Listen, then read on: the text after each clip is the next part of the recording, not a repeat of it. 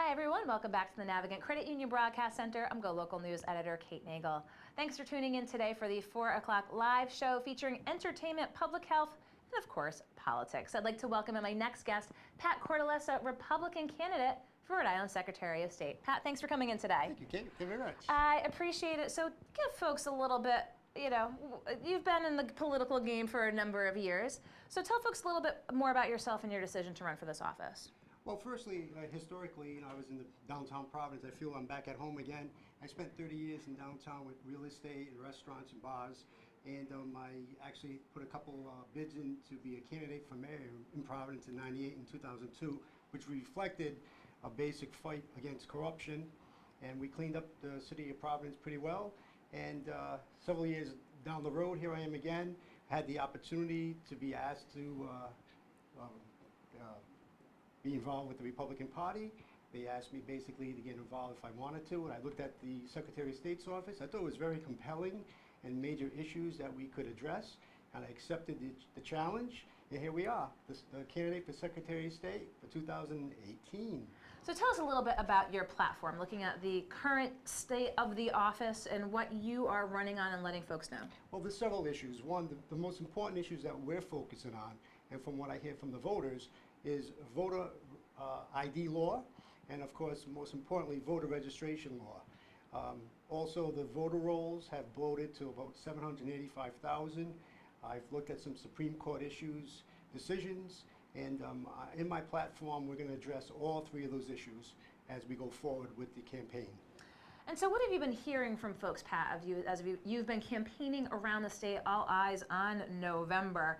What do you hear from folks about the Secretary of State's position? Regarding those issues, they're very important to people in general regarding voter fraud. There's been some issues and some complaints put in regarding voter fraud and the registration requirements. If I become Secretary of State in 2019, we're going to change the laws. You cannot register to vote using utility bills, credit cards, debit cards, or Social Security cards. You come into the Secretary of State's office, and then we will then give you a voter ID card, but you must show a photo ID to get to that point. We don't want to fill the voter rolls with potential people that don't really belong on the rolls in the first place. And that just, convolutes the system. Remember, voter registration and being able to vote legally is so important to the system. And that's why I'm involved in this election this year. And so you're running as a Republican. Obviously, it's a heated time, both locally and nationally. Is it, in your opinion, a really political office or not? The Secretary of State's office, it could be a political office because you do have a pulpit to address issues for the general public, and then you can apply yourself to the General Assembly regarding laws and regulations and to enhance voter participation. That's another issue that I'm very, very, very passionate about. I want all Rhode Islanders to get back in the system. People that are here, generation-wise, we have 500,000 voters who don't vote. Basically, we average about 300,000 a year during the election period to vote in the system, in the elections. However, 500,000 do not participate. I'm going to focus on the people out in the suburbs, down in the farm areas, and Hope Valley and Coventry, and get these people back in. They've been disenfranchised because of the political wrangling that's going on in Washington. We're all Americans. We all need to get together and work our differences out through the polling locations and not, bickering the way things are going. So only several weeks now remaining between here and November. Where are we going to be finding Pat Cortellessa, and when are we going to be hearing from you in these remaining weeks?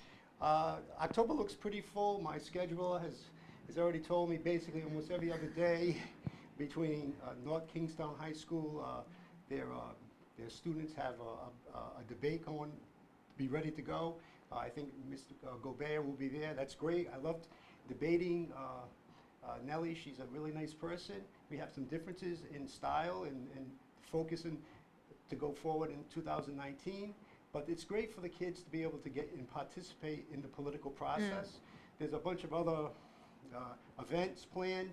I'm sure that we'll be getting in touch with everybody and they'll be advertised and so on and so forth. But also a lot of nonprofits going to the elderly homes, putting the message out regarding, you know, to try to get the state to not tax Social Security. And of course, that means money has to come from somewhere else. And you know, illegal immigration is costing us a lot of money, but there's issues that we can help legal immigration and also protect the taxpayers in Rhode Island.